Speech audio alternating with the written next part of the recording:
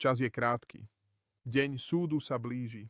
Pán Všemohúci Boh vidí všetko. Každý hriech, každú myšlienku, každý skutok. Nikto sa nemôže skryť pred jeho ohnivým pohľadom. Peklo je skutočné, miesto večného utrpenia, kde červ neumiera a oheň nikdy nehasne. Mnohí žijú v hriechu, opití pýchou, žiadostivosťou a neverou. Ale Ježiš Kristus, Syn Boží, prišiel zachrániť hriešnikov, niesol tvoj dlh na kríži. Jeho krv tiekla, aby očistila tvoju dušu. Bez pokánia niet spásy.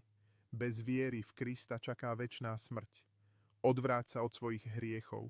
Nezatvrdzuj svoje srdce. Dnes je deň spásy. Brány neba sú otvorené pre tých, ktorí sa sklonia pred kráľom kráľov. Ver v Ježiša. Vzývaj jeho meno a on ťa zachráni pred prichádzajúcim hnevom, lebo je len jedna cesta, jedna pravda, jeden život, Ježiš Kristus. Žiadne náboženstvo, žiadne dobré skutky, žiaden človek ťa nemôže zachrániť. Iba krv baránka ťa obmýva dočista. Vyber si dnes život alebo smrť, nebo alebo peklo.